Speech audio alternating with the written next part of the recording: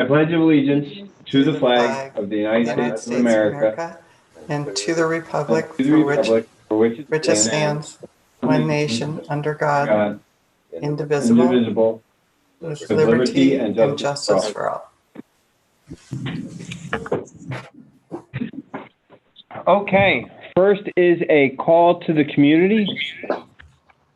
Just as a reminder, the commission just listens, and anybody from the community has 3 minutes to speak. If somebody would like to speak, please introduce yourself, including your address, as that's how we would normally sign in at a meeting. Is there anybody that would like to speak? They would just raise their hand if they're on video. Marcy Ellis, would you like to speak? She's muted, sir. She's muted. Marcy, we're unmuting you from our end, but I think you're muted from your end. Do you know how to unmute yourself? She's unmuted now, sir. I think call to the community is for things that are not on the agenda, and I wish to speak to an item that's on the agenda. So am I correct? I'll defer to Matthew for how that would work, but it's my understanding that call to the community would be your opportunity to speak. Matthew, does it matter if it's on the agenda or not on the agenda? We just can't answer you, Marcy, or we can't really respond to you, but this is your opportunity, 3 minutes, Right. kind of So take it away. Correct, yeah. Matthew?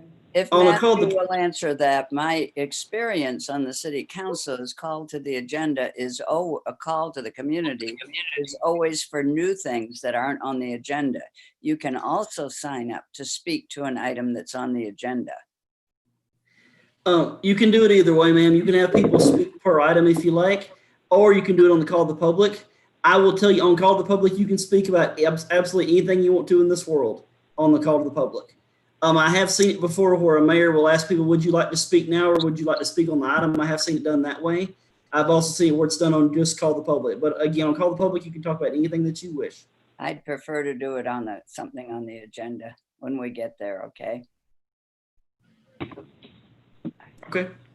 Okay. Mr. Chairman, is that okay with you? That's okay with me, just so that we're in, we're not breaking any rules. Sure. Is that okay? We can do that. Can you mute 1 second? Okay.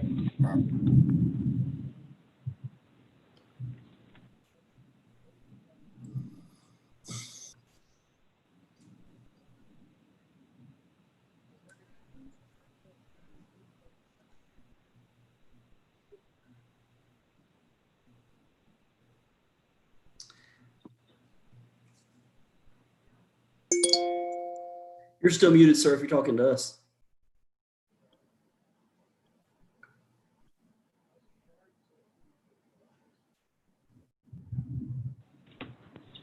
Okay. Business. Minutes. Possible approval of the June 11th, 2020 meeting minutes.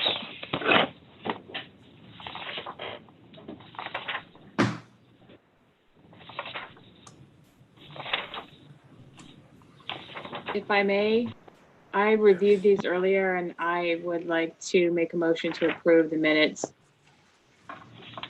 David, I second. All in favor? Aye. Aye. All opposed? Minutes from June 11th, 2020 have been approved. Thank you. Here's the next item. Establish a subcommittee for the development of Scout Park. Anthony Taddy, that's me. Let me ask first, is this the item that you would like to speak on, Marcy? Marcia? Marcy. Yes. Okay, just as a reminder, you have 3 minutes and we cannot respond to you.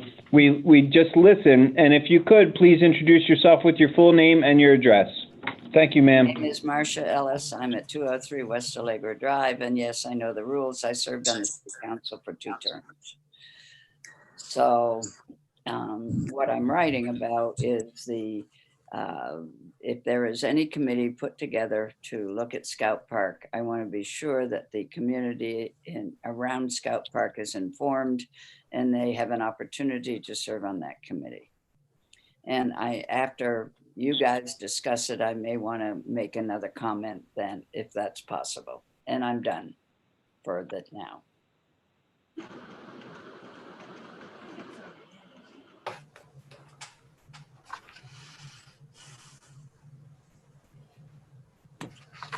I can't hear anything.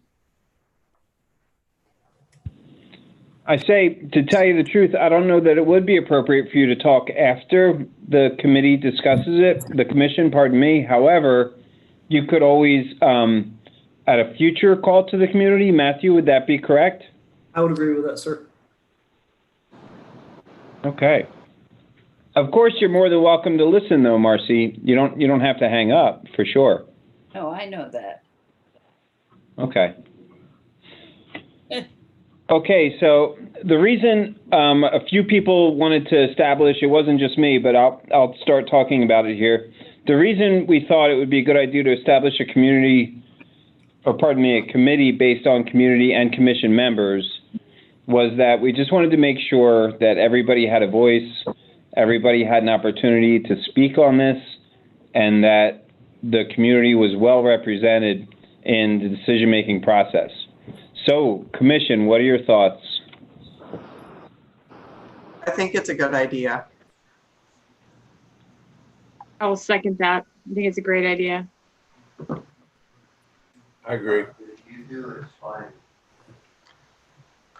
I guess my one thought I had when I first heard about this was that we kept, I think sometimes on these study commissions or whatever you want to call them, committees, I think smaller is sometimes better. And I'm not saying like 2 or 3 people, but I think we need to avoid getting it out here because then it just becomes like this, I don't know, like too open discussion with too many voices. So, you know, there's got to be a good number in there somewhere where everyone has, all the areas and voices have representation. Thank you for that. Could I make a recommendation, Mr. Chairman? Yes, sir. We were talking about this some today. And as far as normally when you establish a subcommittee is just that. It's a subcommittee of a committee, normally with a few members of that committee, obviously less than a quorum. So in your case, it would be 3 or less. Also, subcommittees fall under open meeting law.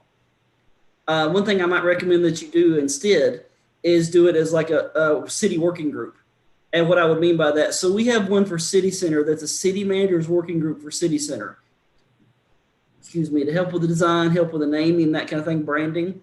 I would recommend that we do that with this, call it an assistant city manager's park development group, something along those lines.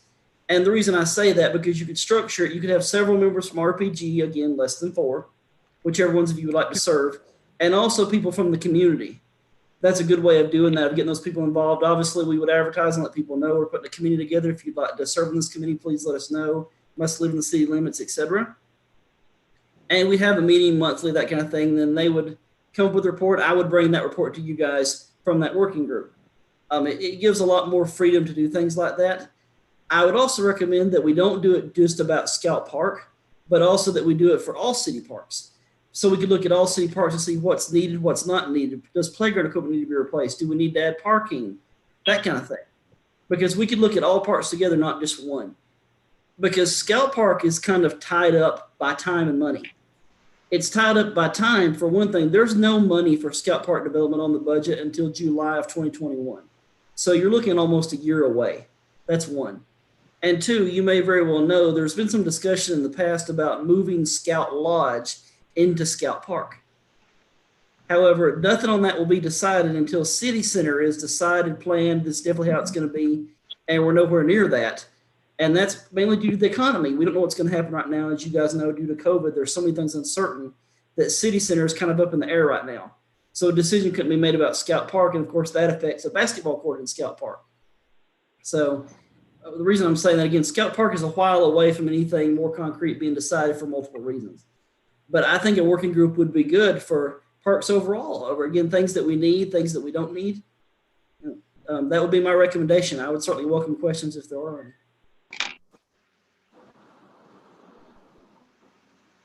I like that. Are there any questions? Sounds good to me. I have So a would question. anybody like, Would there be Fire away. requirements? Would there be requirements to who serve on this, such as, I understand that maybe somebody from RPG, community members, or do we also want to branch this out to, even since the parks are being used by the youth of our community, do we also want to have some youth representation? I think we could certainly do that. So from RPG, I would recommend 2 to 3 members from RPG. And then from there out, we expand it out to the community. For me personally, I like a committee of 5 to 7. You always want an odd number so you never have a tie. But yeah, but we could definitely have some youth involvement. I hadn't thought about that, but that's an interesting input because they look at things differently, Yeah. I think that would be good. Yep. I know Miss Ellis. I've talked with Miss Ellis about her some concerns offline. And it would obviously get people from different parts of the city. Now, we can't control where people from the city, what parts of the city they come from. As you know, it's hard to get people to serve. It just is. But we could certainly put it out there and tell people we'd like you to be involved, come be involved in park development. And so you all apply. So we may have more than enough. We might be on the low side. We don't know until we put it out there. But I think a youth involvement is a great idea. Yep. so for now, it sounds like we're all waiting for a motion to be made that would recommend the forming of a work group to look at all city parks for potential improvements over the course of the next few years. It sounds like we're still pretty far out. Did I hit that correct? Yes, sir. Do we make this recommendation as RPG? You could. So we would move on it, vote on it, and then make the recommendation to city council, right, Matthew? No, sir, you wouldn't have to for this because the working group would be under me as far as that goes. But if it's something you guys want to do, I think you could direct staff to. It's hard. The wording is so picky on that. You could direct staff to look into putting a committee together on this, but I would leave it vague. And the reason why is because the agenda item says a subcommittee under RPG, and that's not what we're doing. So I think you could direct staff and I could put it together. And of course, I could come back with a final product at the next meeting if you would like, if that works for you guys. I think that would be better. And then we could say what the makeup is going to be and that kind of thing. That sounds good. Mhm. Not trying to complicate it. No, that sounds good, especially since, like you said, the verbiage is important. Okay, are there any final thoughts on this? Okay, moving on. Recreation Center basketball courts open to the public. The commission will discuss the possibility of opening the basketball courts at the rec center for public use. Matthew is going to talk about this one. Okay. So as far as the courts go, there has been some concern from members. I think Adam was the one that asked me about this first, about making the rec courts available to the public. You may know our rec courts are actually currently closed right now from August 10th through the 25th as they're being repaved as a partnership between the city and a generous donation by Kiwanis of Litchfield. And we do appreciate that, David, you guys working with us on that. And that's going to be a great project. But so our courts are open during business hours to the public. Of course, you do have to pay to rent them. They're open during certain hours when they're not being used by league sports. For example, we do have tennis that we play on our courts that you pay to play tennis. So obviously when the tennis team is playing, you can't just play on those courts, that kind of thing. So there are hours that they're open, but it is only during business hours. And even then you do pay to use those courts. You can't just walk in and start playing ball. So that being said, I have talked with both Pat and Sonny about this because they, of course, think you guys all know Pat. Okay.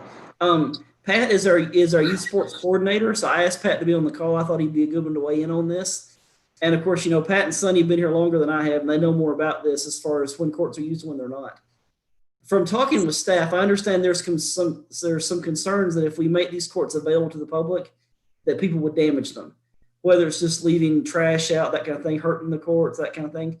Because one thing during business hours, it's another on times when there's nobody there. So that's something to think about. So if you don't, Mr. Chairman, if you don't mind, I'm going to put Pat on the spot here as I said I would, and see what his thoughts are on this. Thank you for taking the time. My thoughts kind of correlate with what Matthew has said on, we do have open courts to basketball.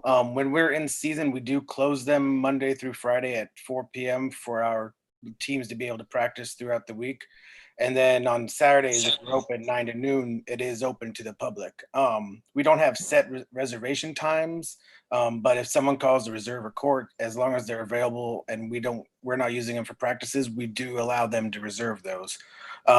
But my biggest concern is if we do open it up 24 hours, we won't have the monitoring that's needed. Even when we're open, we see kids riding their bikes, riding their skateboards, dunking on the smaller hoops, trying to be, is what they see in the NBA and everything, which could cause damage to, unfortunately, the hoops, which then we would need to replace those. And then the brand new surface, it won't be able to survive all the wheels that it will be going on that. So that's just my biggest concern is if, we open them up during closed hours, we won't be able to monitor to make sure that they're being taken care of like they should.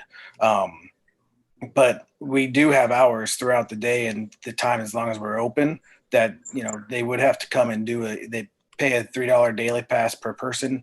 And then they would be able to use the tennis courts, the basketball courts, anything right when we are open during business hours. So.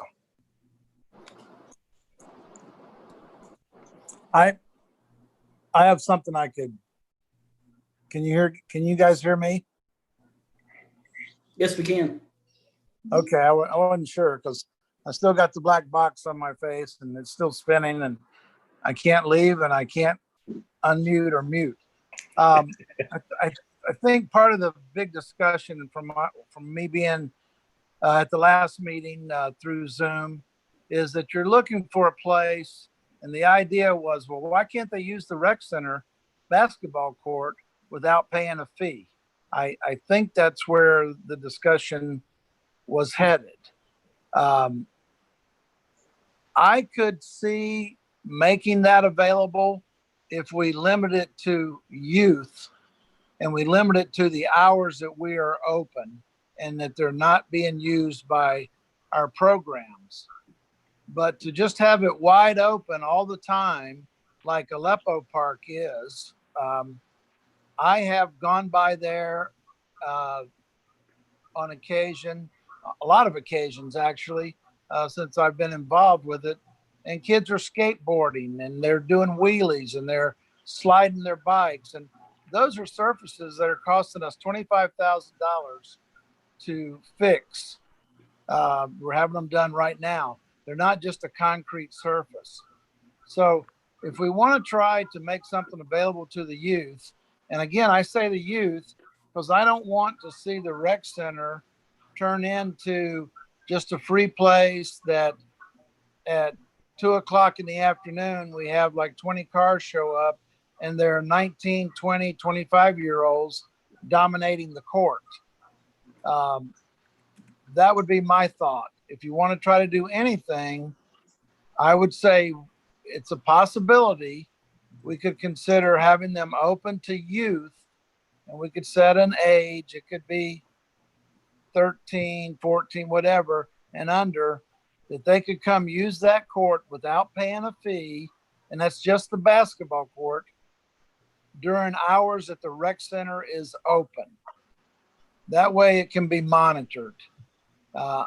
I don't think we can, and as you know, if you get into the basketball courts, you also have access to the tennis courts. And the tennis courts, to me, are part of the rec center fee. We actually have people that buy monthly passes, so they have use of the exercise room and the tennis courts. And of course, when the pool's open, it's a bigger package. You have the pool, the tennis courts, and the exercise room. I don't think those courts should just be open to anybody that wants to come anytime, simply because they're not just a concrete court. and you have to have proper shoes and so forth to be on those courts, or else it ruins the surface. That would be my input, and then I'll let you guys discuss and see what possibilities you come up with. And I don't know if Pat agrees with my input or if you guys do or not, but knowing what you were talking about last time, that would be the concession that I could see we can make. So maybe it isn't realistic on those courts at this time with their access to the tennis courts and the actual like tenderness, I can't think of a better word, of the surfaces.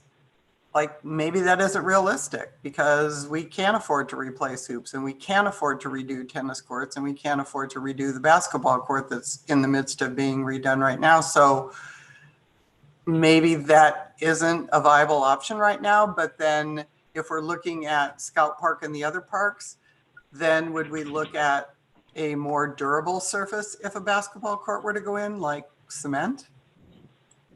And that might let it be open more?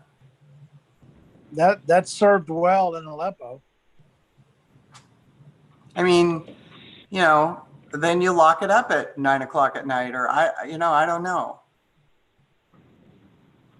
I don't know.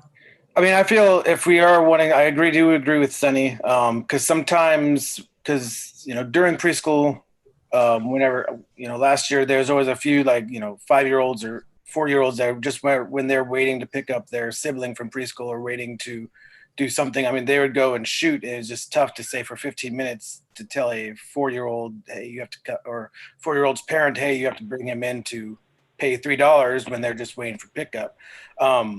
It's tough to do because you want to see them using the basketball courts.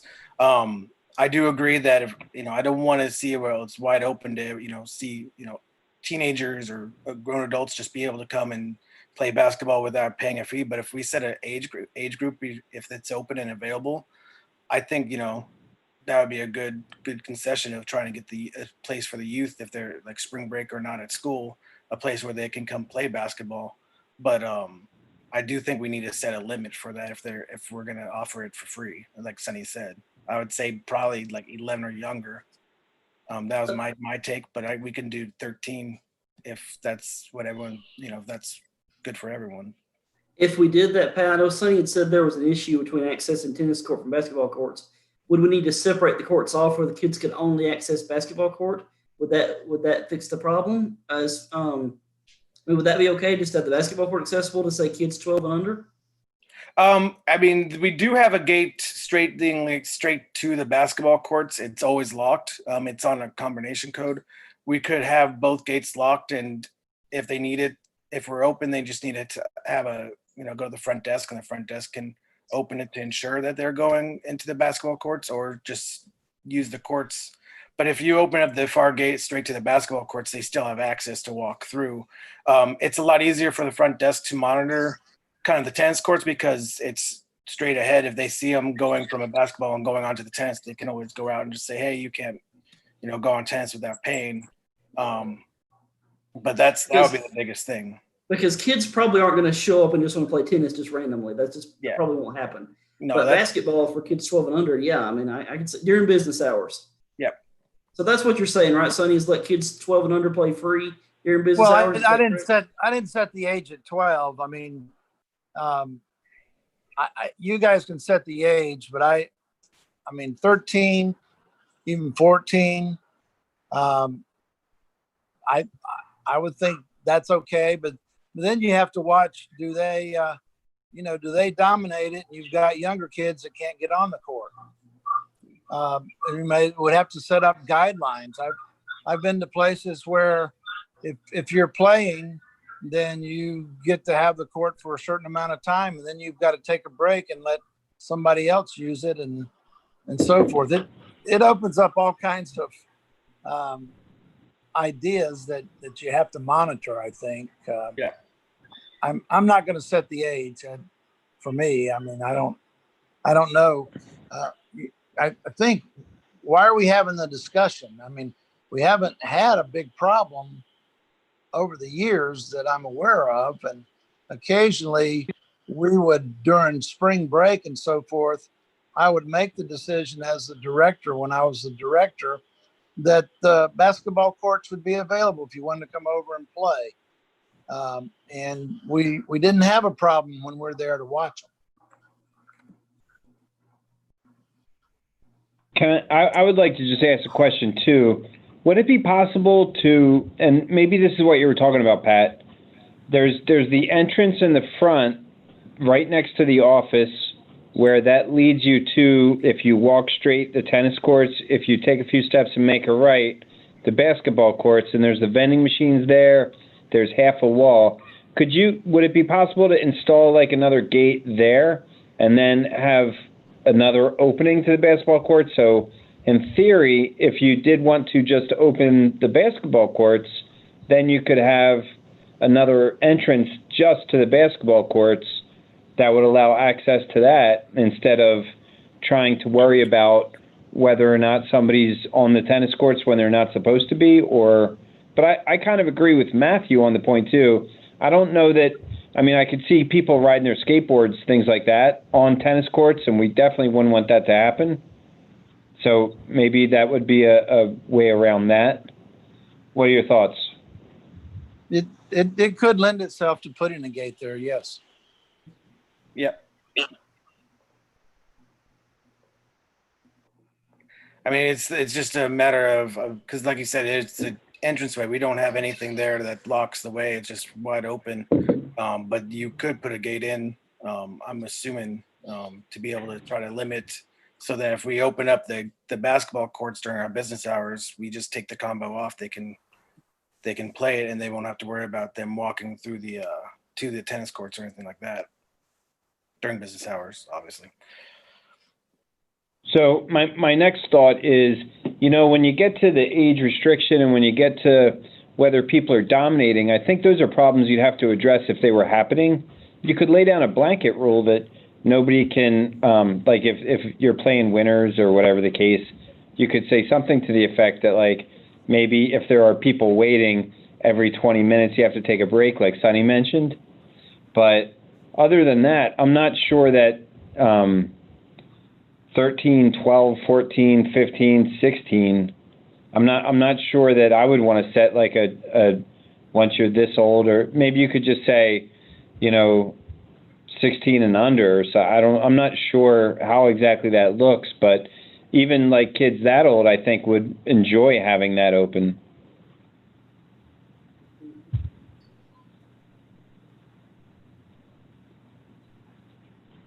Are there any other thoughts on this? I mean, it's almost like maybe we have to try it and see what happens. Do a test run. And I mean, because clearly nobody's going to be out there, I don't think, now playing basketball when it's this hot. So it may not even be something that happens until October. I don't know. Do we have the staff to watch this? Well, to that question, there's one hiccup there. Right now, our rec hours are reduced from 8 to 2 Monday through Saturday due to COVID. Mm-hmm. Normally, we're open a lot longer than that. So that would be something to be considered too, that our court hours would be. So I would just say that court hours follow business hours, something along those lines. Sure. We definitely want to put a sign up there that has, basic stuff, no horseplay, that kind of stuff, damage your property. There's several points we'd want to put up. But yeah, it's with business hours. And as far as staff goes, I mean, sometimes staff gets busy. People come in to register for sports and they couldn't watch the court all the times. So that's a risk you run. But I mean, I guess honestly, you run that risk a lot of the time anyway. Is there any kind of like video security system around the rec center or anything like that at all? Yeah. That would watch a front door or cash register? Could we potentially, if the answer to that is yes, could we then potentially get another camera that would shoot down straight at the basketball court, so we would always have that to reference if something did, happen? We have that now, don't we, Pat? Yeah, we do have we have the cameras that are looking at the basketball as well as the tennis courts. You'd probably So have to improve. we have to try to improve them because they're pretty far off. They're just there to So if you're looking at it, you can't really zoom in to see if something or anything like that. But you do have at least a camera to view if people are on there when we're closed or if things are happening and stuff. Sonny, how old are those cameras? I would say the cameras that are up now, there are a second set of cameras actually. Probably 7 years old or more. I'm guessing, could be less. I was I think those are 5. I think we replaced them in 2015, 2014 area. okay. Okay. That'd be something to I've look seen at. signs in, Go ahead. I'm sorry, sir. no, you go ahead. I think we could look at that camera and see as far as the quality of the camera, as far as what we're seeing. Obviously, the more money you spend on cameras, the better they are. An example that I would give in my last city is we had a police impound yard and kids kept busting the windows out of the police impounds.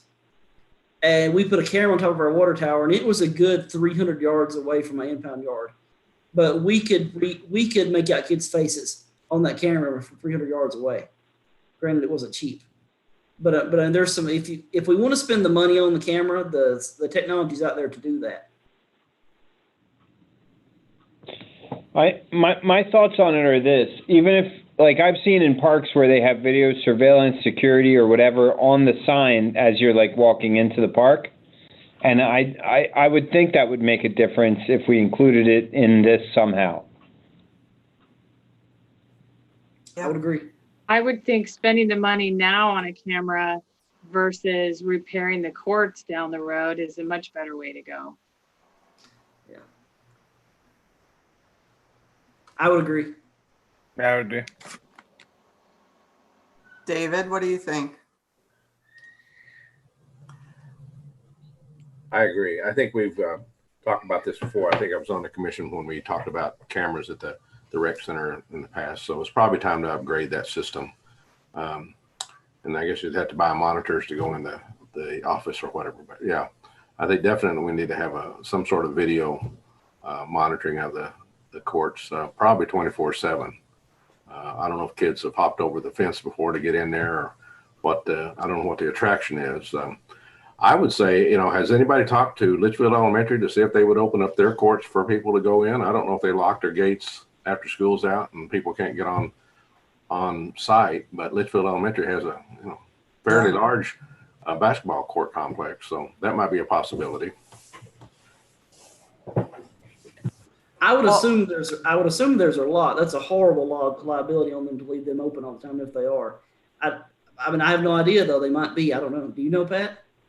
I think they lock one of it, but if you go by the southwest field, I don't know if they changed it or not since throughout the years, but they used to leave that gate open so people can come and play baseball.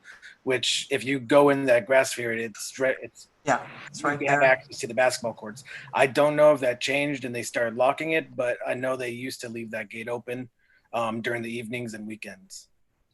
I will say we've had a few incidents this summer with people jumping our fences like they are with the gates closed. And we catch them on camera. We call MCSO, and of course, by the time MCSO gets out there, they're long gone. They're kids, they're just in there looking for something to get into, that kind of thing. So I mean that happens now, and I'm sure it will continue to happen. That's just part of being kids, I guess. So could we try it? And I mean, the cameras sound like maybe that needs to happen regardless of the basketball court situation. Like maybe it's time to update those anyhow. Could we try opening the basketball courts with a few stipulations during business hours and see? And if nobody comes, or if damage is done, or people aren't following the rules, then we say, sorry. I don't know. I think we certainly could. If that's something RPG likes to do, we could give it a trial run and see what happens. Well, I mean, what's the worst thing that can happen? It doesn't work, and we say, okay, we tried, it didn't work. Thank you. Exactly. Yeah, exactly. Do you think now is the time though, or should we wait till the weather is a little bit? Nobody's going to play now. I think we should wait. I agree. I think waiting until the fall kind of turns the weather. And I also think that maybe there's a few considerations that, for example, the cameras, do we want to look at an additional gate between the tennis court and the basketball court? Do we want to figure out a way that somebody could just access the basketball court, maybe from the parking lot. So based on that, we're maybe looking at adding this to the agenda for September to see what we need in place for opening it in October. Does that sound about right to everybody? I think so. So if let's say we plan to open it October 1, that would give us time to make facility changes as needed. And you could come back to us with maybe some estimates on putting the gate and purchasing the cameras and that kind of thing. Yes, ma'am, we sure could. Okay. So we don't need a motion to have that on the next agenda, correct? We could just place it on the next agenda. Yes, sir, that's correct. All right, excellent. Does anybody have anything else on that before we move on?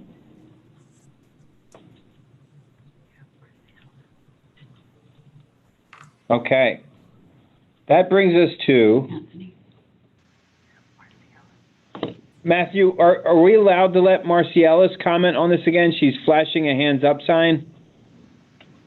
Or was it, I thought we said that she would speak in the beginning of it and then she could speak at the next, all she wants on it. Or are we okay to?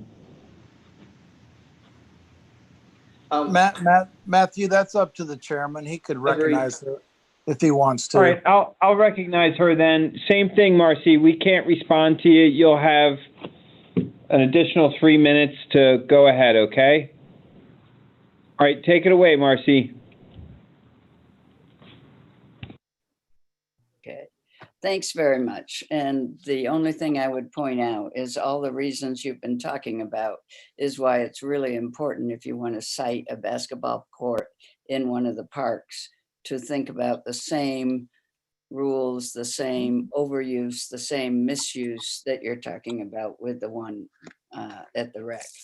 But I do have a suggestion. Mr. Donahue is the one who brought up the idea of having a place where kids could play basketball. He's a basketball coach for the middle school. He may be willing to volunteer an hour a week in which you could open the court and he would be there to kind of oversee the kids playing. I certainly would suggest that. I know that why he was worried is because all the schools do have their courts shut down right now. It is a terrible time with COVID, and it may be a time when having it open for a while would be important. And he might be a volunteer, so I'd just consider that.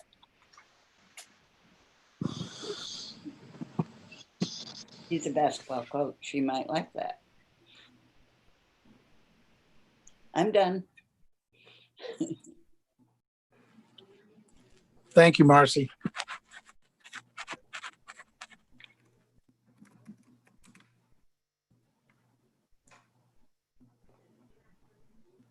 We can't hear you, Anthony.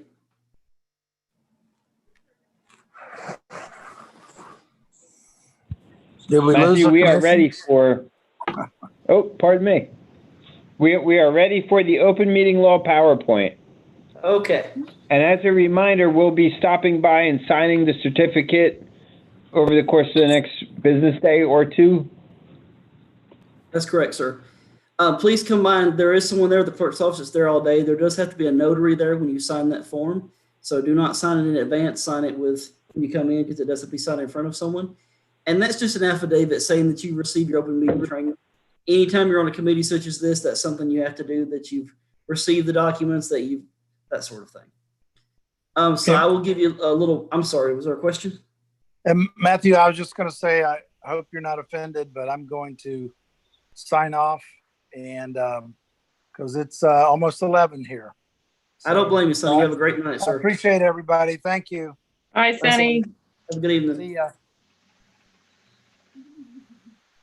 So just a warning on this presentation, this is a rather long PowerPoint. It's about 70 slides. That being said, I will get through it and try to keep it interesting the best I can. I've given this presentation to a lot of committees over the years. When I worked for Pinetop Lakeside, I was the city liaison to 15 different community organizations. A lot of my time every month was spent going to meetings. So I learned how to speed them up. And one of them I went to regularly was the Humane Society. They had a 4-hour meeting monthly. And after this presentation, it took them down to an hour and a half. So it does work. I'm not saying that's something you guys need to do, but it does work with organizations. So again, as we go through, just if you have questions, please feel free to jump in. And again, I'll try to keep it interesting, not put you to sleep, okay? So I'm going to share my screen at this time, and you guys let me know if you can see it. Hold on one second. Looks like we have a chat. Never mind.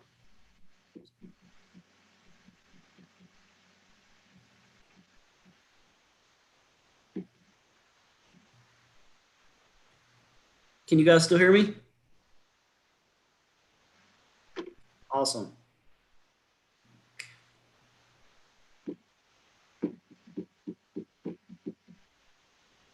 Okay. Arizona's open meeting law. Again, I'll skim through the stuff that doesn't apply to you guys. This is about the ombudsman. They do investigate complaints relating to public access law. They train public officials. There are laws of open meetings. There are things you have to go by. You can get in a lot of trouble by doing things wrong in regards to open meeting. That's where the ombudsman comes. Hopefully that doesn't happen. Again, this is about what the AG does if there's complaints. What is the open meeting law? It maximizes public access to the governmental process. It opens deliberations and proceedings to the public. It prevents public bodies from making decisions in secret. It's a big one. Who must comply? I cannot tell you how many organizations I've had this argument with over the years. All councils, boards, commissions of the state are political subdivisions, multi-member governing bodies of department, agencies, institutions, blah, blah, blah. Corporations are instrumentalities whose boards of directors are appointed or elected by state or political subdivision.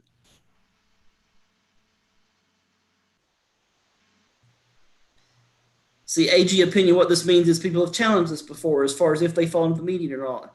People do not like to fall into this law because it makes it much more difficult. Because once you go under this law, you have to have meetings, agendas, minutes, etc. Whether the entity performs a function traditionally associated with government. Whether the entity has the authority to make binding governmental decisions. Nature of government financial involvement. In other words, does the government support it financially? Nature and scope of government control over the entity. Are you advisory to the city? Yes, you are. Whether officers and employees are government employees. This definition includes standing committees, special committees, advisory committees, subcommittees of or appointed by the public body. So basically pretty much any city committee for the most part.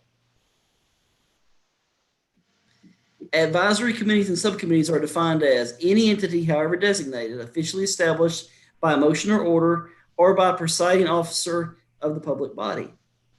So if the mayor establishes a subcommittee, guess what? It falls under open meeting. For a purpose of making a recommendation concerning the decision to be made or a course of conduct to be taken by the public body. Statutory requirements. Again, as I was just saying in that bottom part, all persons elected or appointed to a public body must review the materials at least one day before taking office. It always amazes me the public officials that have very obviously never ever read what open meeting laws are. You would think they would, but you can tell when they haven't. What must a public body do? Provide notice, have an agenda, meet in public, permit the public to attend. An exception to that is authorized executive sessions. We'll get into that later. Take all action in public, prepare meeting minutes.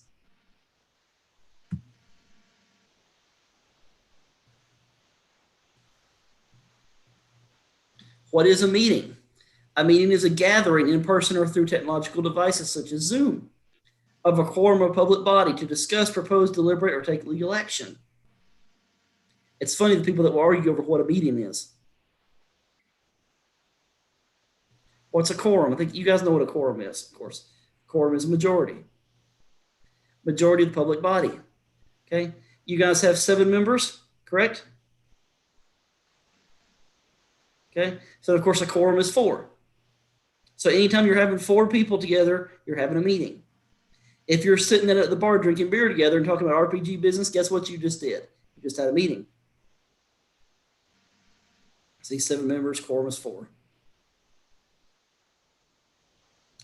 That does include vacant seats unless otherwise specified by law. So what that means is some people will tell you that if you have a 7-member board and your 3 members resign, that you just have 4 people that four have to get together. That's not true. Your quorum does not change just because some people resign from the committee. Telephone conferencing is permitted. I have had council members attend committee meetings from Southeast Asia before. It does work. Takes a little drag time, but it does work. The initial notice tells the public where the meeting will be posted at, where it's going to be held. Must be posted on the public body's website. It's about the statement of where it's going to be posted at. Notice of meetings, 24 hours in advance of the meeting to all members of the public body, to the general public. 24 hours may include Saturdays if the public has access to the physical posted location. It may not include Sundays or other legal holidays prescribed under ARS. So, let me think about this one. I used to be on a committee in southeastern Arizona that met at a closed door facility. They like to post the agenda on the wall inside a locked gate. That's not legal. You can't do that because people have to be able to access to the agenda to see what time the meeting is going to be. Furthermore, there was no sign on the building saying what it was. There was no sign saying where the meeting was going to be. You had to call somebody to be let in the room. You think that's legal? It's not. Because if I couldn't get in, they can't. But people don't think about these things. One second. An exception to that would be an actual emergency. Obviously, if a tornado hits the city and there has to be an immediate meeting held immediately to get something under control, that's a different conversation. However, those are few and far between. An example of that would be right now, the city of Litchfield Park has been under emergency since March because of COVID. The mayor right now has the power to sign things that he normally does not because of the COVID emergency. That will be in case until it's lifted. Again, contents of notice, name of the body, date, time, and place, address, and room number. Must include an agenda or inform the public how to obtain a copy of the agenda. Posting the notice must be posted in public locations, must post on the website.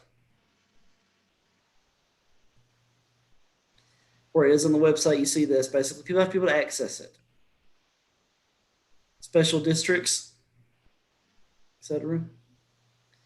A few tips on posting notices. Don't do it where it can be removed. I had a city before that used to put it on a bulletin board in the post office with a thumbtack. All somebody has to do is come take it off the wall, and guess what? You're not in compliance anymore. Make sure the front and back can be read. Do it one-sided. Document when the notice agenda was posted. Clerk marks the time of posting with initials so nobody can say it wasn't posted by Tuesday at 12 o'clock. A public body may recess or resume a properly noticed meeting to a later time. The city of Sierra Vista, Arizona, they end their meetings immediately at 2 hours every time. They meet at 6 and they stop their meeting at 8 o'clock, period. They never, ever go past 8 o'clock. They're very big on 2-hour meetings. It doesn't matter if they have 15 more things to discuss. They go home at 8 o'clock. And they can do that. Emergency meetings, as I just covered, you guys know what this is. Again, if there's an emergency in the city, et cetera, those very seldom happen.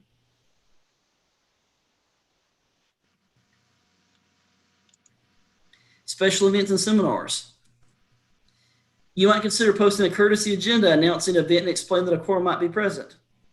Again, as I was saying, so let's say that one of you is having a party and you think 4 of you are going to come. The city should post a quorum notice to say that the 4 of you might be there together. It doesn't hurt anything. There's no downside to posting it. It doesn't mean that you have to. But it's good to post it just so people know that you might be there talking together. Identify the date, time, and purpose. No public body will discuss any business. So you guys might be hanging at a birthday party. You may discuss no city business whatsoever, but we still have to post a courtesy notice just in case. So again, people know you were together.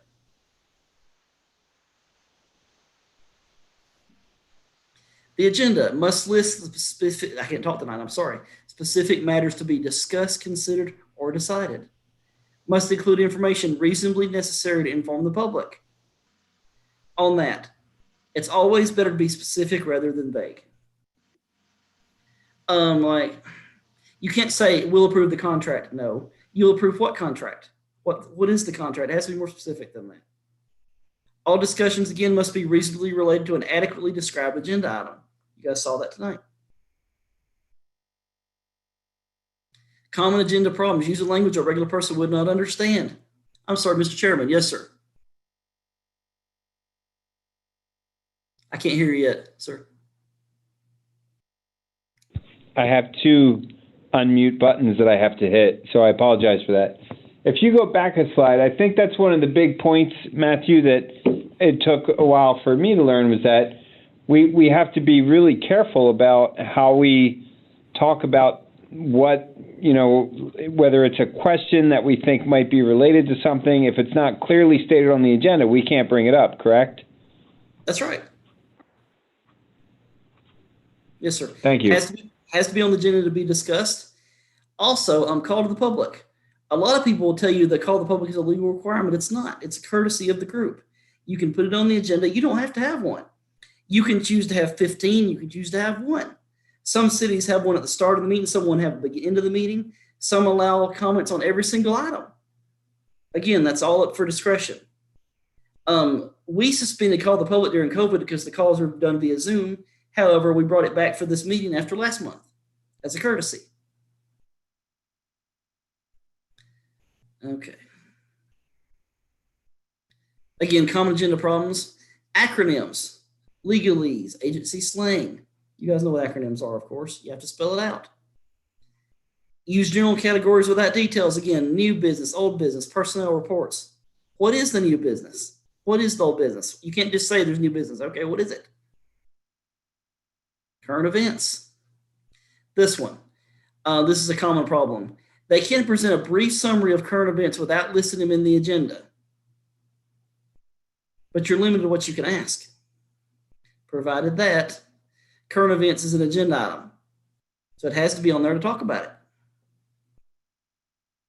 And the public body does not propose, discuss, deliberate, or take legal action.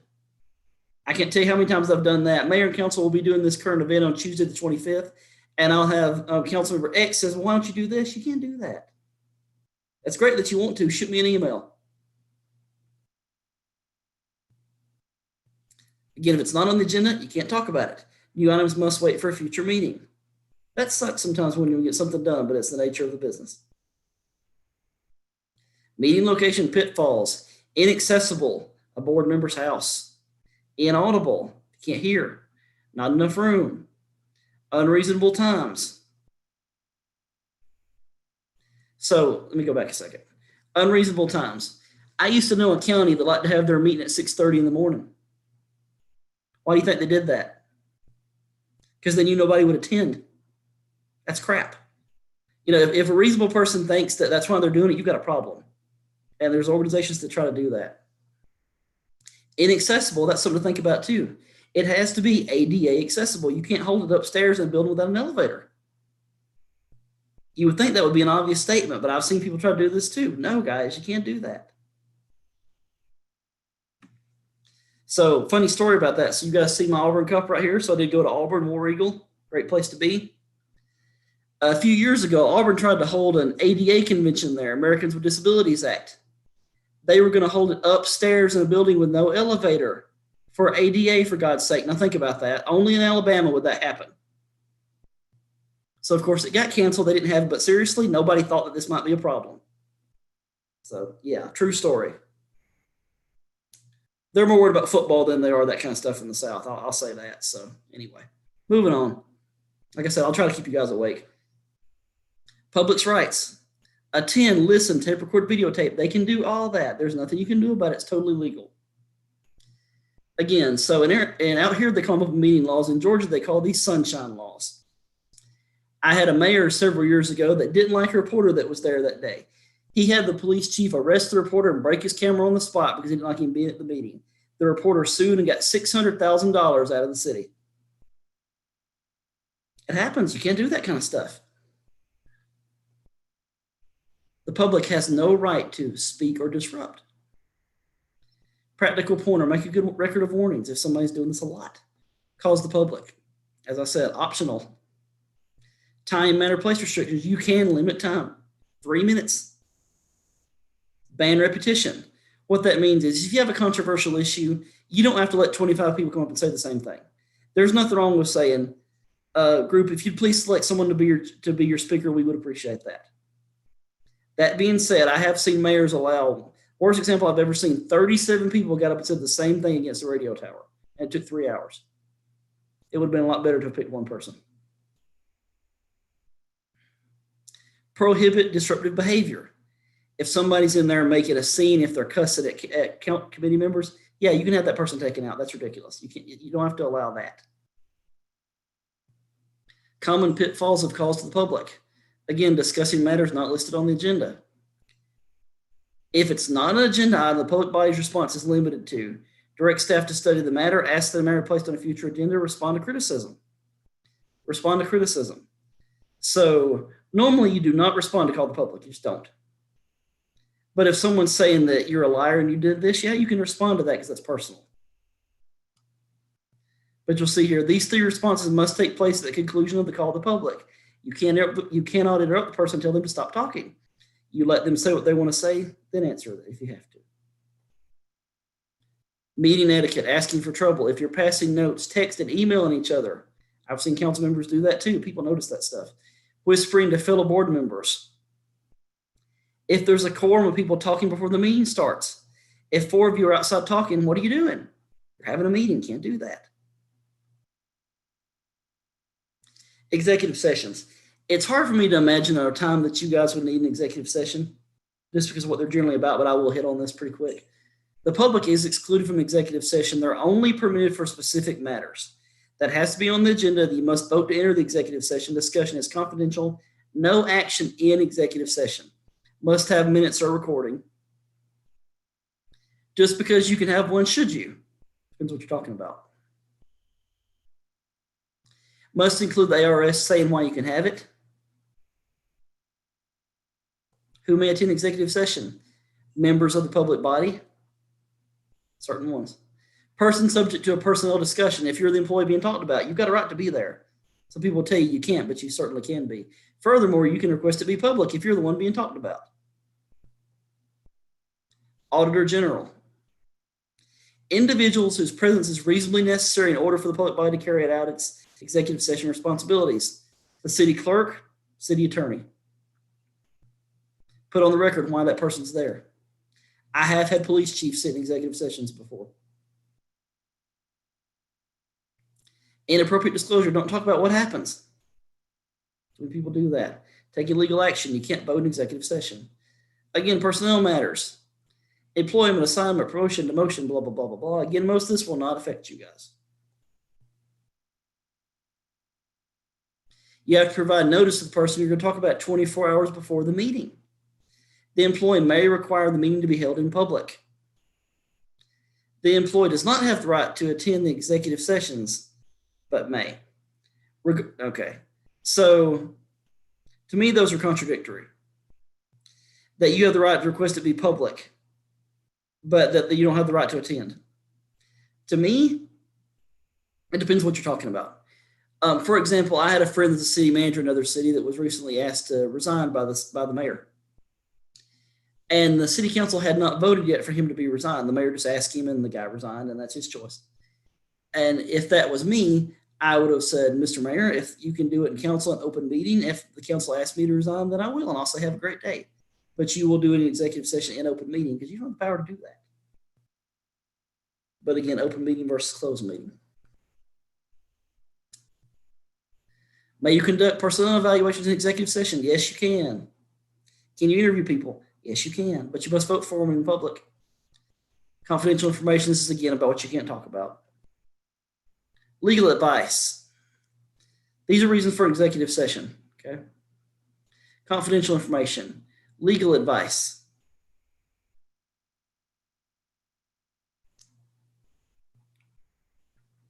Other possibilities for executive session. Litigation, contract negotiations, settlement. Discussion regarding negotiation with employer organizations, international and interstate travel negotiations, negotiations for the purchase or lease of real property. I could see you guys having executive sessions for that first one. Say there was a major contract for a park. Say we were going to contract with a company to build something in the park, a big something. You could have an executive session for that if you chose to. And you could recommend to city council, here's what we should do or not do. Am I going too fast, guys? Okay. Minutes. Tape recordings. If created used to transcribe minutes, they must be retained for at least 3 months. Again, if they're a recording. Content of public meeting minutes. Has to have the date, who was there, description of what was discussed, description of legal action, the members, blah, blah, blah. Reference to the legal action at which they made statements or presented material.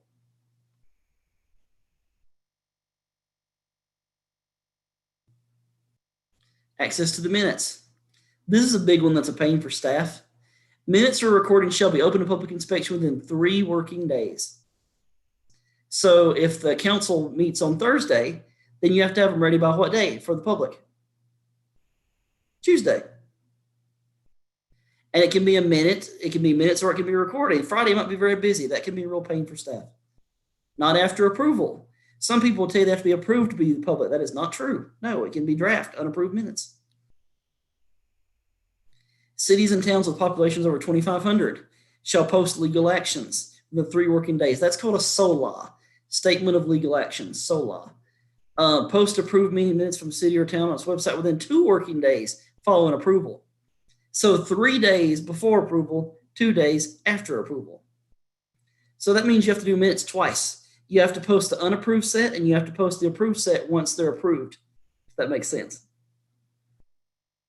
Must remain on your website for a year. That's one that auditors like to watch for. Again, written minutes record all meetings. Within 10 working days of a meeting, a subcommittee or an advisory committee of a city with a population of 2,500 must post a statement describing any legal action or post any recording of a public meeting. We do that for you guys because you guys fall under this rule. Executive session meeting minutes, I'm not going to cover this one because executive session minutes are private. Circumvention. Cannot use any device to circumvent the law. I think we all know what that means, to get around it. Splintering the quorum. You can't email everybody and say, what do you think about this? What do you think about this? You can't do a vote on RPG item via email. A lot of people think you can do that. You can't poll the members. Series of letters from one member to the other would violate OML. OML, of course, is open meeting law.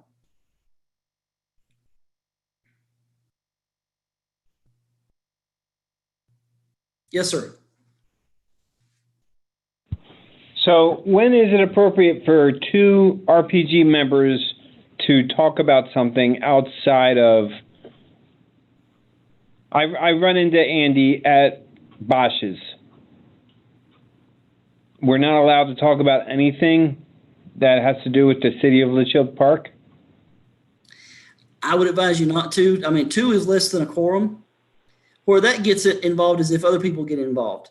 Because if the 2 of you talk about it, then you talk to somebody else. All it takes is 2 more, and then you've got a problem. If you can keep it to yourself. So basically, if it's just 2 people talking, since it's not a quorum, we're just exploring ideas. But once you've gotten to a quorum is where you're in trouble, or once you're close to a quorum is where you're in trouble? Well, you don't even all have to be together. Let's say that you run into Andy at Fry's and you guys talk about something the RPG's doing, okay? And then Anthony, you run into David. Andy, you run into Susan, and you talk about it. You don't have to be together. It doesn't matter. You just had a meeting because the 4 of you talked about the same thing. See what I'm saying? That's like the email. Like, if Mr. Chairman, if you send an email to all the board members saying, what do you guys think about this? Please respond individually. No, you can't. People try to do that and you can't. A good way to work on that, though, is as a staff member, I can email you guys and say, board members, here are my thoughts on this. Here's what I think we should do. As a staff member, I can do that. You can respond to me. However, you cannot respond to each other. 2 different things. Okay? Because I don't vote. I don't have a vote on your board.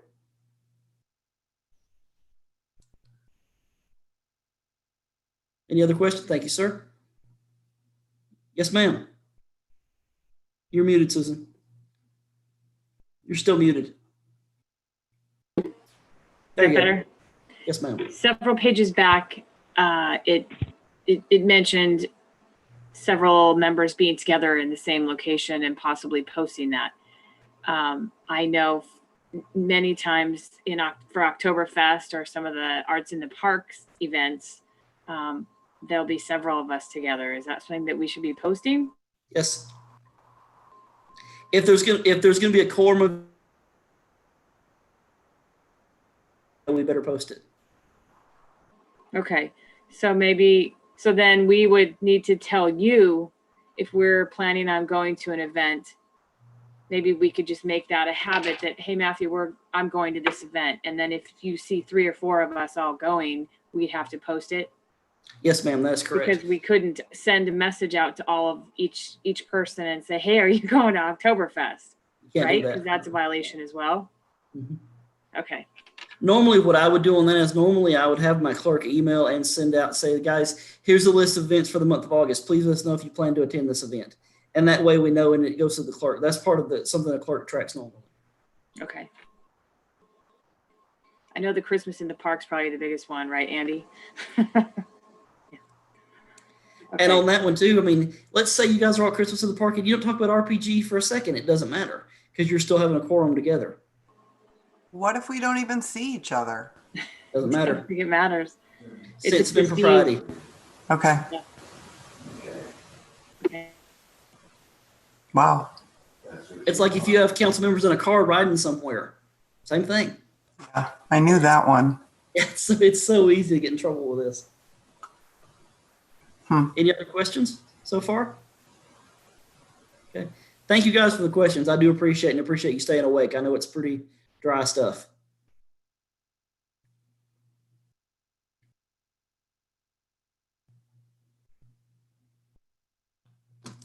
You cannot use email among a quorum to propose legal action, discuss legal action, deliberate on legal action, or take legal action.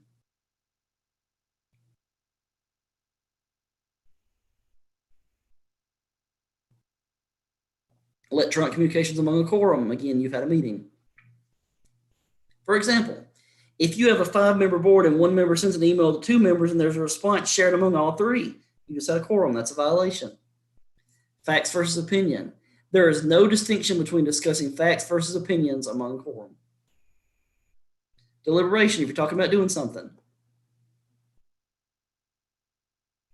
A 2-way discussion of facts. Violation. This is a good one. This is a classic disclaimer. Staff email, as I said, staff can send an email to board members. Passive receipt of information from staff without more does not violate OML. Prohibited one-way communication. A single board member may violate OML if they propose legal action among a quorum outside a properly noticed meeting. Propose means to put forward for consideration. There's a big one. It only takes 1 person to propose legal action. So I'll use David.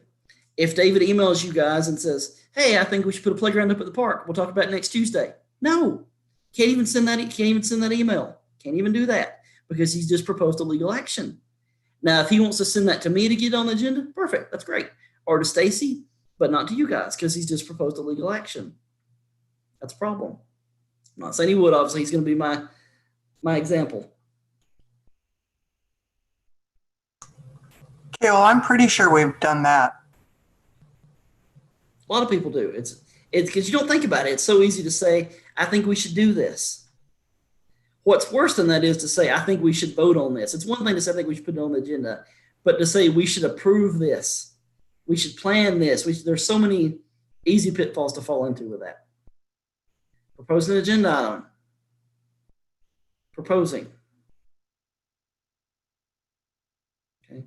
As I said, it's one thing to ask for to put on the agenda. It's another to say what you want the action to be. That's 2 distinctions. That's a big distinction right there. It's one thing to say we want to put it on the agenda. It's another to say what we want our action to be.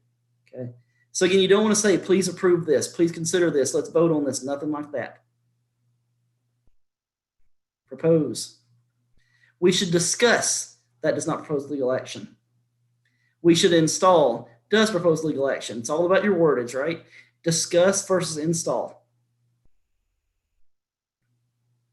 I think more examples.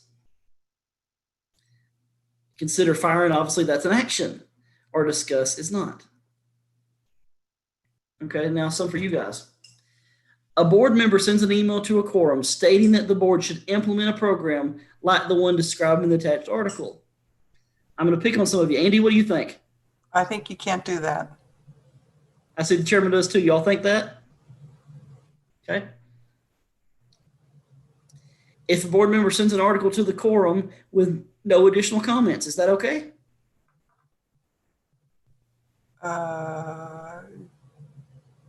Maybe it should come from staff.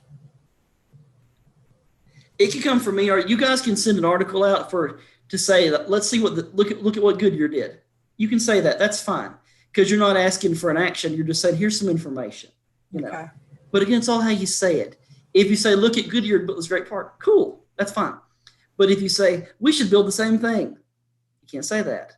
It's so ticky.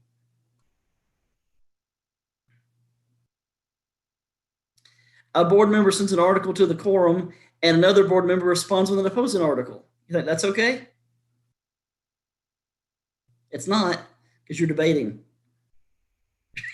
Right? 3 board members exchange emails discussing a topic that will be voted on at a future meeting. The quorum is 4.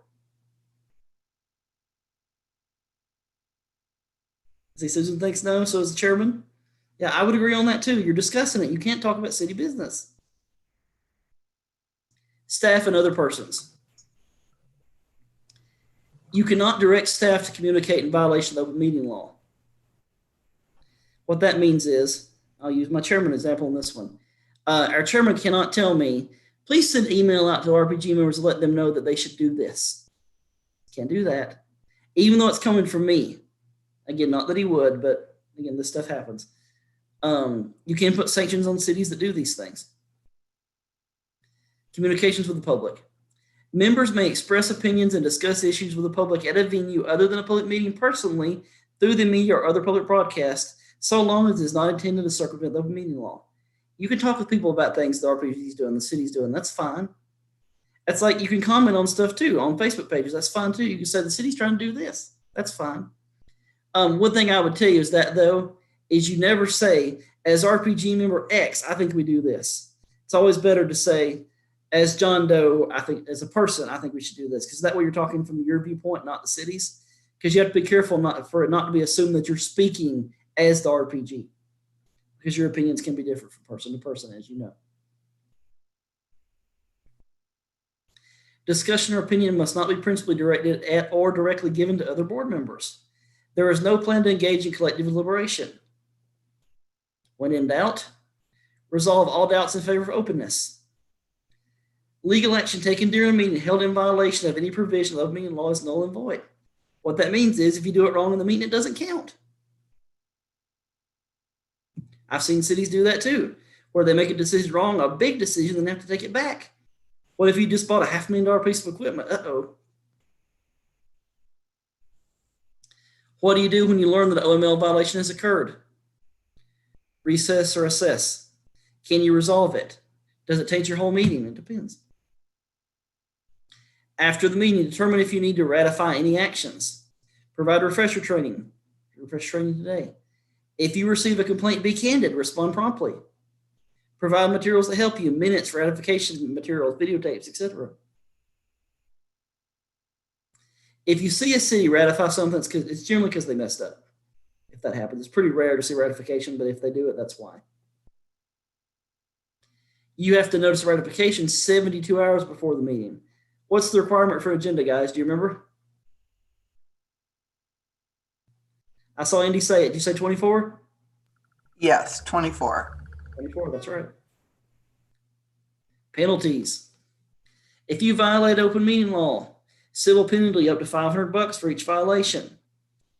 Such equitable relief as the court deems appropriate. Reasonable attorney fees. If you try to deprive the public of information, the court may remove public information officer from office and charge the person.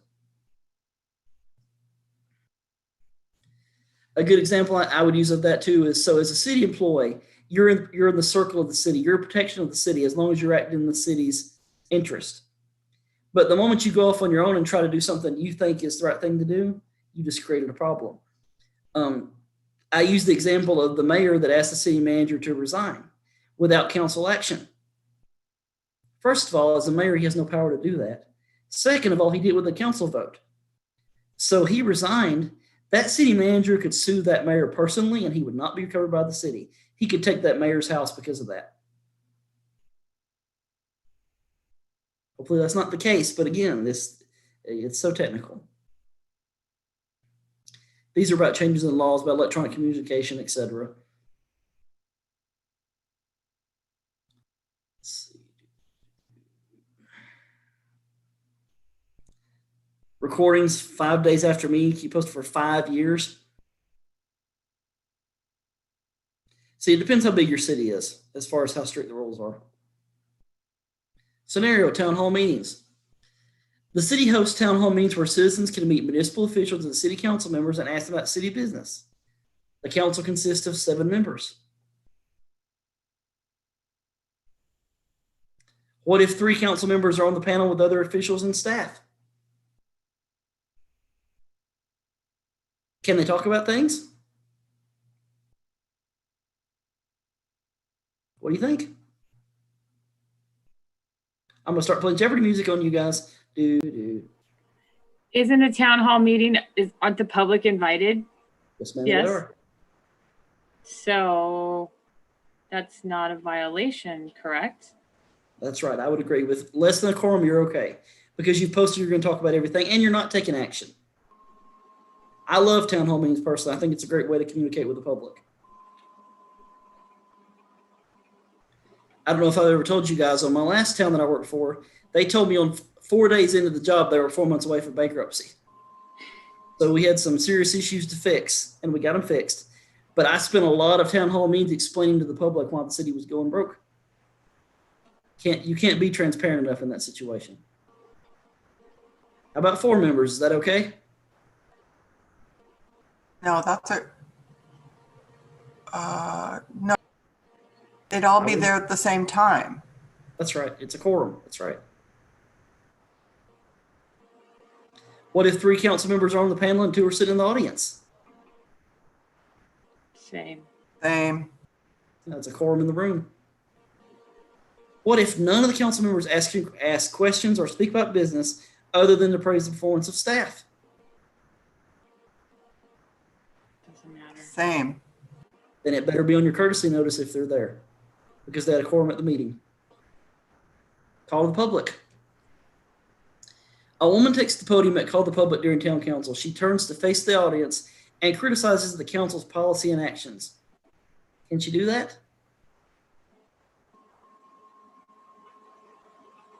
Can the council have the police remove her from meeting at this point?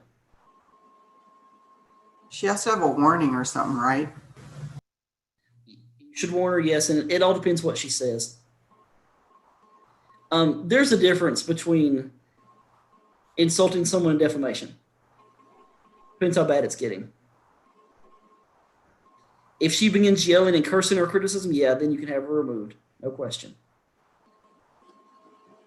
What if she really sat in the front row with a sign or a shirt calling the council members stormtroopers? She can do that. She has that right.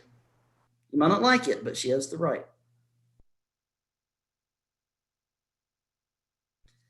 I will tell you about a hard call public from my experience. So in a previous city, they had taken their invocation out of council meetings. I pushed and got it put back in. I like an invocation in council meetings. That's just me. I'm a Georgia boy, so I grew up that way. And we had a person come to the council meeting that said, that town manager is trying to get rid of invocations. He's not Christian, all this kind of stuff, and he's against this. We shouldn't have this. And it was so hard for me not to say, no, sir, I'm not either. I'm not the one doing this. I don't feel that way, but I couldn't. And I didn't. But you have to be so careful with stuff like that. Key resources. And that's it. So I got you through in under an hour. Thank you, Susan. I know I flew through it. Any questions, guys? Just trying to remember it all and not talk. I'll email it. I'll have Stacy email it to you guys. I think she did. Okay. And as we go through things with means, I'll tell you guys when I think there's something that we should talk about more strict. I'll let you guys know. Okay. Yeah. And of course, you can always ask. It's always better to be more careful than not enough. And I appreciate you sitting through the presentation again. As I said, I know it's dry. Pat, you stay with us the whole time? Dang, you get an A for effort. I appreciate it. Okay. I didn't think it was dry. I thought it was a very well done presentation. Thank you, Mr. Matthew. That was excellent. Thank you, sir. I appreciate that. I thought it was informative. I liked it. Thank you. Matthew, if I may. Okay. I've sat through a few of these where many attorneys go through this page by page by page, and it's painful. So you did a fabulous job. Thank you. Thank you. I appreciate that.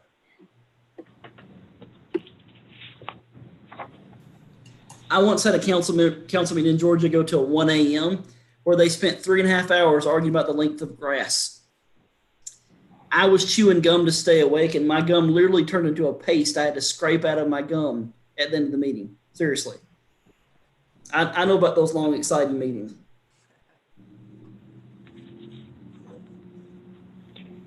Again, thank you very much, Matthew. Staff report on current events.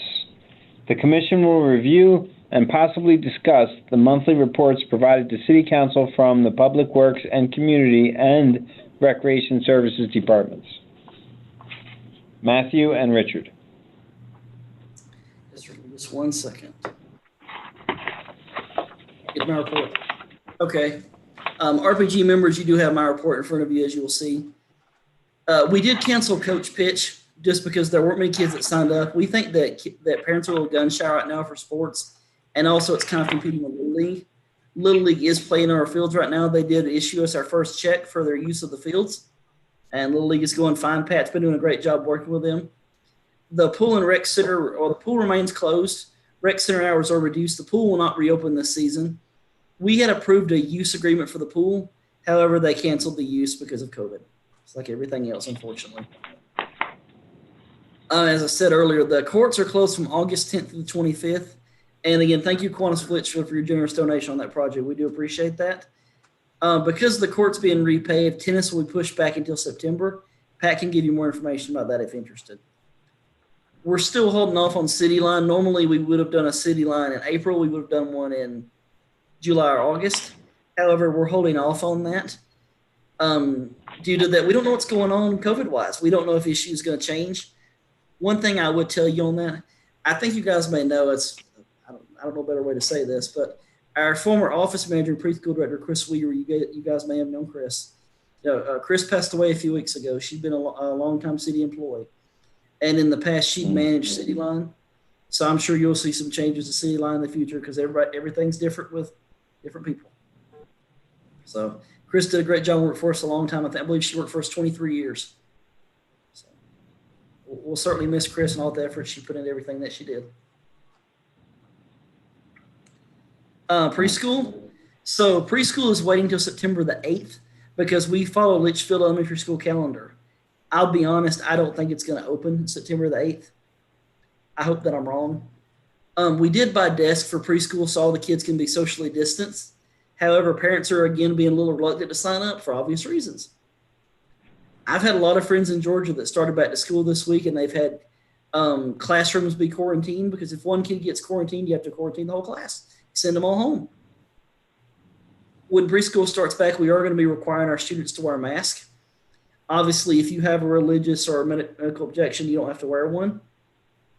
A lot of people ask me, well, how do you know what that is? I have no right to ask you that under HIPAA laws. If you tell me that you don't have to wear a mask because of your religion or medical reason, that's it. You don't wear a mask, period. So, again, hope preschool starts back on September the 8th, but I don't look for it to.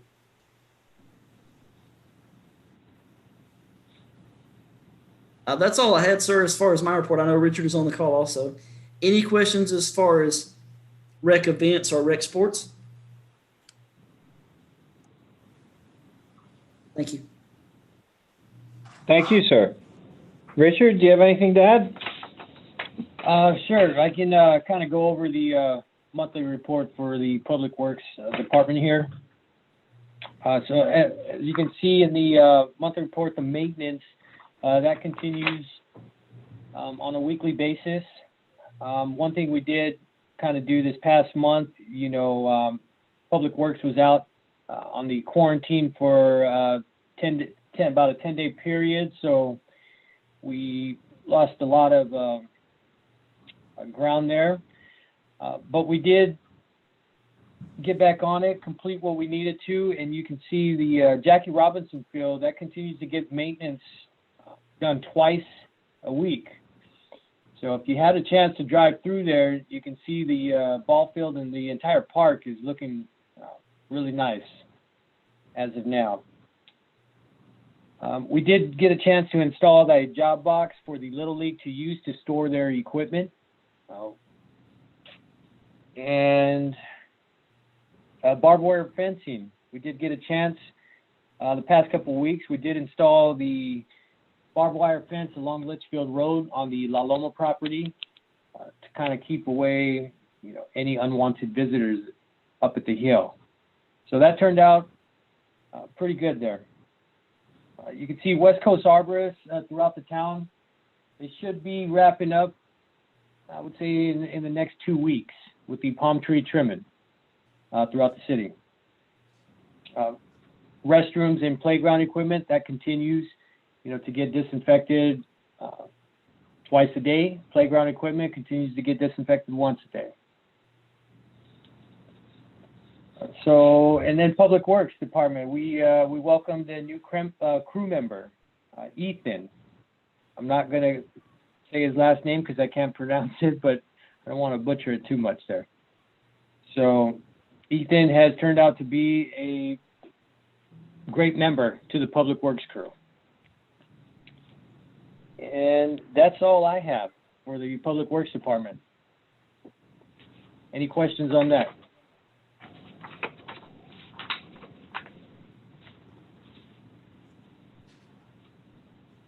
Thank you, sir. All right.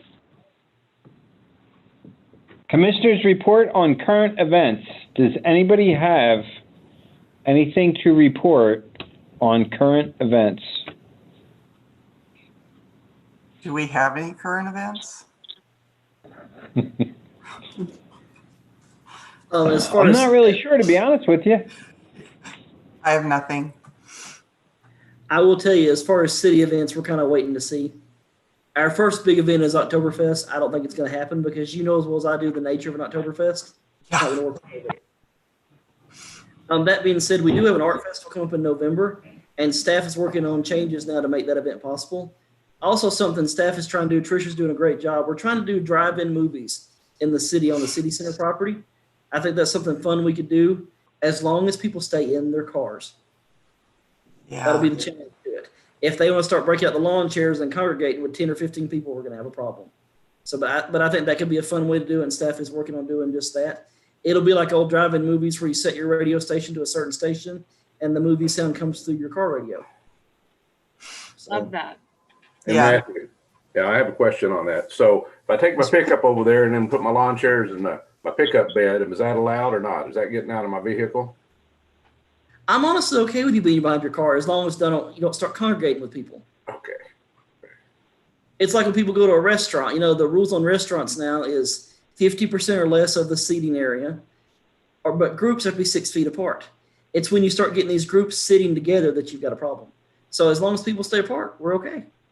Would you paint like chalk out parking spots? They'd have to stay within that spot. Well, I would think that'd be good for cars anyway to stay in their spots, because otherwise you're going to people park every which way. Good question.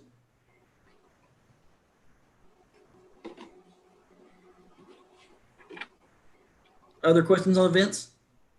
I have a question. Sorry. When would this be implemented? Drive-in movies? Yeah. We're thinking probably September, October. I think it's just too hot right now. Okay. So probably at least September, October. Okay. Thank you. Yes, ma'am. Yeah, Matthew, what you might do is get that field liner that I think rec department has it, and go out and just make the little, what they do on regular when they're having an event and they don't have any stripes, but just make up some stripes. Go buy some chalk and just do like Susan was saying. Just this is your spot. Stay inside the lines. Right. And that would help too for ingress and egress, so people know which way to get out. Because what we don't want is 250 cars not knowing how to get out of the place. That'd be messy too. So.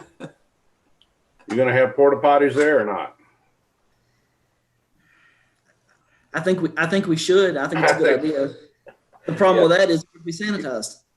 Okay. Just don't sell any drinks or beverages, okay? Just right. Well, you laugh, but at our last city event back in the spring, which was the Spring Art Festival, people were stealing the sanitizer off the walls of the porta potties. No. And that's before it was popular. We'll keep you up to date on the drive-in movie thing. You got to have a vendor selling popcorn. That's what people are going to start asking for. Food trucks. Yes, ma'am. Yeah, I think a food truck would be a good idea. I love it. Thank you. Other event questions? Okay. Mr. Chairman? Okay. We are ready for adjournment. Do we have a motion to adjourn? So moved. Second. Do we have a second? All in favor? Aye. All opposed? We are adjourned. Thank you, everybody. Thank you. Good night. Y'all have a great day. All right. Thank you, guys. Appreciate you indulging me. Have a good night.